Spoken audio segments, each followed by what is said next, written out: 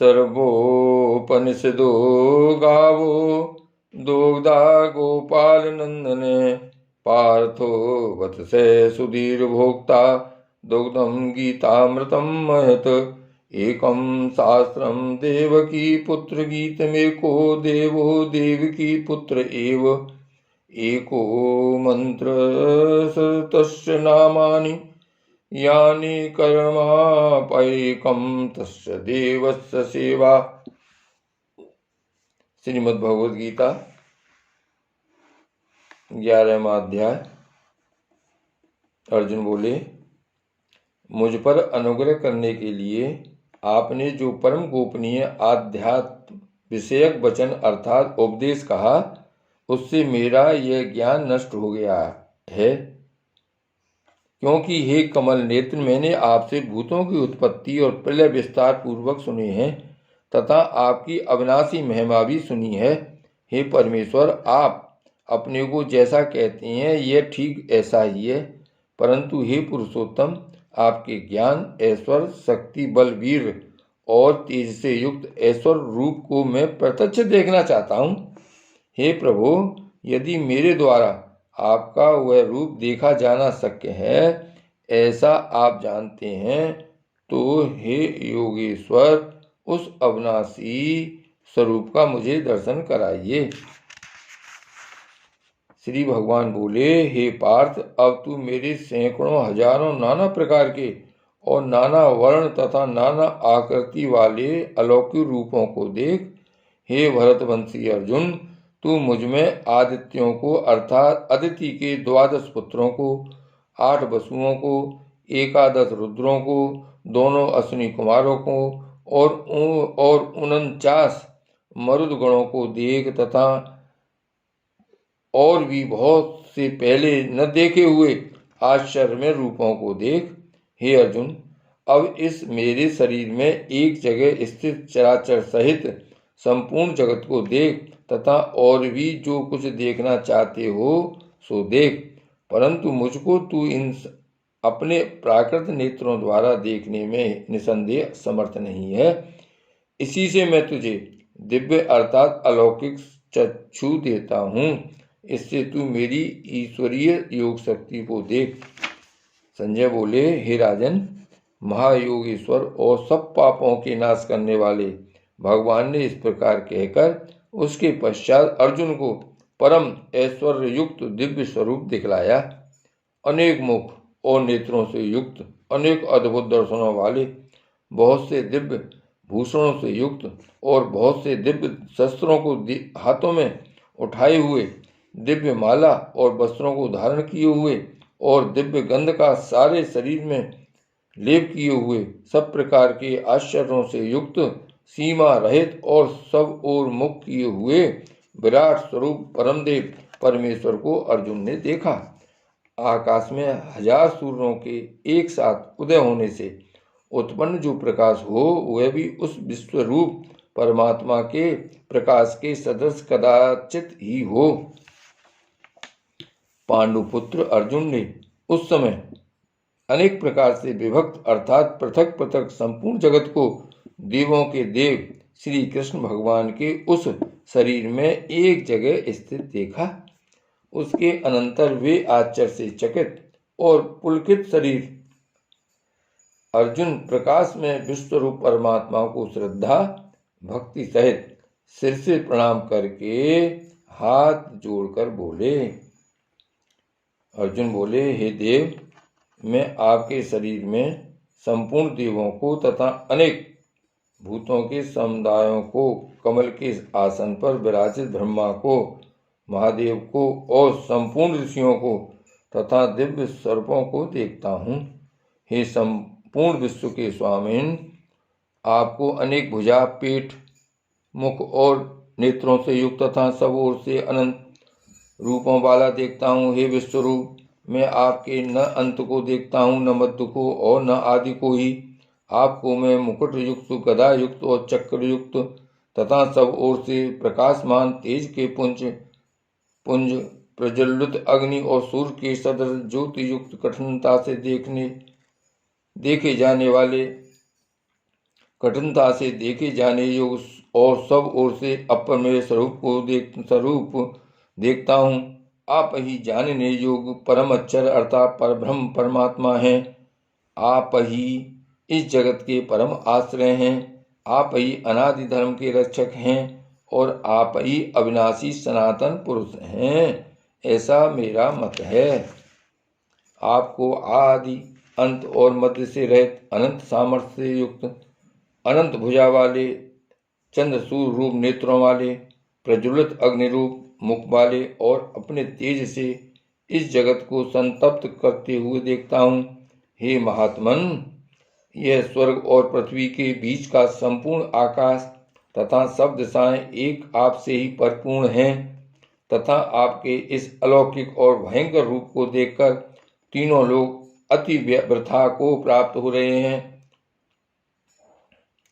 वे ही देवताओं के समूह आप में प्रवेश करते हैं और कुछ भयभीत होकर हाथ जोड़े आपके नाम और गुणों का उच्चारण करते हैं तथा महर्षि और सिद्धों के समुदाय कल्याण हो ऐसा कहकर उत्तम उत्तम स्तुतियों द्वारा आपकी स्तुति करते हैं। जो 11 रुद्र और 12 आदित्य तथा 8 वसु, 7 गण, विश्वदेव, अश्विनी कुमार तथा मरुदगण और पितरों का समुदाय तथा गंधर्व, यक्ष, राक्षस और सिद्धों के समुदाय हैं, वे सभी विस्मित होकर आपको देखते हैं। हे महाबाहो, आपके बहुत मुख और नेत्रों वाले, बहुत हाथ, जंगा और पैरों वाले, बहुत उदरों वाले और बहुत सी डाढ़ों के कारण अत्यंत विकराल महान, आपको देखकर सब लोग व्याकुल हो रहे हैं तथा मैं भी व्याकुल हो रहा हूँ।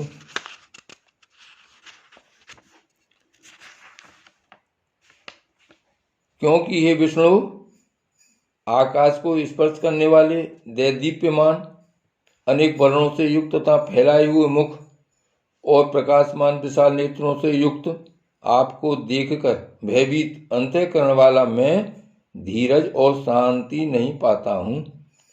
ढालों के कारण विकराल प्रलय काल की अग्नि के समान प्रज्वलित आपके मुखों को देखकर मैं दिशाओं को नहीं जानता हूँ और सुख भी नहीं पाता हूँ। इसलिए हे देवेश, हे जगन निवास, आप प्रसन्न हों। वे सभी धृतराष्ट्र के पुत्र राजाओं के समुदाय सहित आप में प्रवेश कर रहे हैं और भीष्म पितामह, द्रोणाचार्य तथा वह कर्ण और हमारे पक्ष के भी प्रधान योद्धाओं के सहित सब के सब आपके डालों के कारण विकराल भयानक मुखों में बड़े वेग से दौड़ते हुए प्रवेश कर रहे हैं और कई एक चूर्ण हुए सुरों सहित आपके दांतों के बीच में लगे हुए दिख रहे हैं। जैसे नदियों के बहुत से जल प्रवाह स्वाभाविक ही समुद्र के ही सम्मुख दौड़ते हैं अर्थात समुद्र में प्रवेश करते हैं, वैसे ही वे नरलोक के वीर भी आपके प्रज्वलित मुखों में प्रवेश कर रहे हैं। जैसे पतंग मोहवश नष्ट होने के लिए प्रज्वलित अग्नि में अति वेग से दौड़ते हुए प्रवेश करते हैं, वैसे ही वे ये सब लोग भी अपने नाश के लिए आपके मुखों में अति वेग से दौड़ते हुए प्रवेश कर रहे हैं। आप उन संपूर्ण लोगों को प्रज्वलित मुखों द्वारा ग्रास करते हुए सब ओर से बार बार चाट रहे हैं। हे विष्णु, आपका उग्र प्रकाश संपूर्ण जगत को तेज के द्वारा परिपूर्ण करके तपा रहा है। मुझे बतलाइए कि आप उग्र रूप वाले कौन हैं? हे देवों में श्रेष्ठ, आपको नमस्कार हो। आप प्रसन्न होइए। आदि पुरुष, आपको मैं विशेष रूप से जानना चाहता हूँ क्योंकि मैं आपकी प्रवृत्ति को नहीं जानता। श्री भगवान बोले, मैं लोकों का नाश करने वाला बड़ा हुआ महाकाल हूँ। इस समय लोगों को नष्ट करने के लिए प्रवृत्त हुआ हूँ। इसलिए जो प्रतिपक्षियों की सेना में स्थित योद्धा लोग हैं वे सब तेरे बिना भी नहीं रहेंगे, अर्थात तेरे युद्ध न करने पर भी इन सब का नाश हो जाएगा। अतएव तू उठ यश प्राप्त कर और शत्रुओं को जीतकर धन धान से संपन्न राज को भोग। हे ये सब सूरवीर पहले से ही मेरे द्वारा मारे हुए हैं। हे सव्यसाचिन, तू तो केवल निमित्त मात्र बन जा। द्रोणाचार्य और भीष्म पितामह तथा जयद्रथ और कर्ण तथा और भी बहुत से मेरे द्वारा मारे हुए सूरवीर योद्धाओं को तू मार, भय मत कर। निसंदेह तू युद्ध में बैरियों को जीतेगा, इसलिए युद्ध कर। संजय बोले, केशव भगवान के इस वचन को सुनकर मुकुटधारी अर्जुन हाथ जोड़कर कांपता हुआ नमस्कार करके फिर भी अत्यंत भयभीत होकर प्रणाम करके भगवान श्री कृष्ण के प्रति गदगद वाणी से बोले। अर्जुन बोले, हे अंतर्यामिन, यह योग ही है कि आपके नाम गुण और प्रभाव के कीर्तन से जगत अति हर्षित हो रहा है और अनुराग को भी प्राप्त हो रहा है तथा भयभीत राक्षस लोग दिशाओं में भाग रहे हैं और सब सिद्धगणों के समुदाय नमस्कार कर रहे हैं। हे महात्मन, ब्रह्मा के भी आदिकर्ता और सबसे बड़े आपके लिए वे कैसे नमस्कार न करें, क्योंकि हे अनंत, हे देवेश, हे जगन्निवास, जो सत असत और उनसे परे अक्षर अर्थात सच्चिदानंद घन ब्रह्म है, वह आप ही हैं। आप आदिदेव और सनातन पुरुष हैं। आप इस जगत के परम आश्रय और जानने वाले तथा जानने योग्य और परम धाम हैं। हे अनंत रूप, आपसे यह सब जगत व्याप्त अर्थात परिपूर्ण है। आप वायु, यमराज, अग्नि, वरुण, चंद्रमा, प्रजा के स्वामी, ब्रह्मा और ब्रह्मा के भी पिता हैं। आपके लिए हजारों बार नमस्कार हो। आपके लिए फिर भी बार बार नमस्कार। हे अनंत सामर्थ्य वाले, आपके लिए आगे से और पीछे से भी नमस्कार। हे सर्वात्मन, आपके लिए सब ओर से ही नमस्कार हो, क्योंकि अनंत पराक्रमशाली आप समस्त संसार को व्याप्त किए हुए हैं। इससे आप ही सर्वरूप हैं। आपके इस प्रभाव को न जानते हुए आप मेरे सखा हैं ऐसा मानकर प्रेम से अथवा प्रमाद में भी मैंने हे कृष्ण, हे यादव, हे सखे, इस प्रकार जो कुछ बिना सोचे समझे हठात कहा है। और हे अच्युत, आप जो मेरे द्वारा विनोद के लिए विहार, शैया, आसन और भोजन आदि में अकेले अथवा उन सखाओं के सामने भी अपमानित किए गए हैं, वह सब अपराध अप्रमेय स्वरूप अर्थात अचिंत्य प्रभाव वाले आपसे मैं क्षमा करवाता हूँ। आप इस चराचर जगत के पिता और सबसे बड़े गुरु एवं अति पूजनीय हैं। हे अनुपम प्रभाव वाले, तीनों लोकों में आपके समान भी दूसरा कोई नहीं है, फिर अधिक तो कैसे हो सकता है। अतएव हे प्रभु, मैं शरीर को भली भांति चरणों में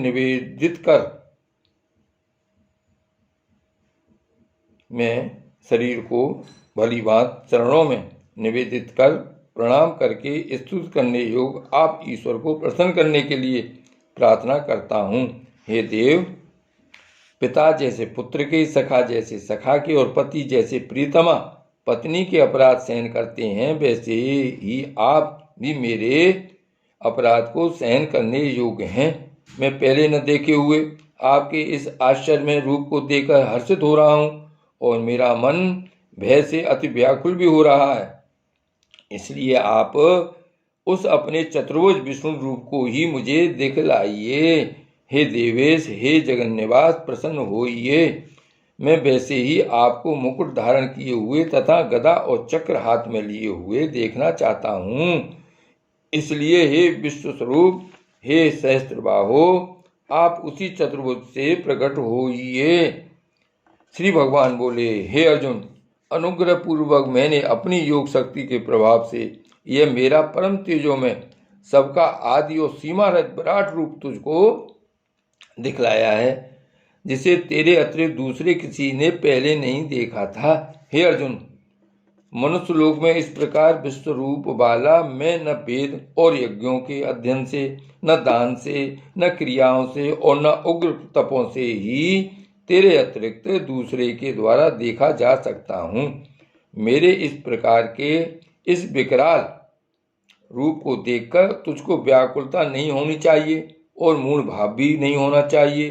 तू भयरहित और प्रीति युक्त मन वाला होकर उसी मेरे इस संग चक्र गदा पद्म युक्त चतुर्भुज रूप को फिर देख।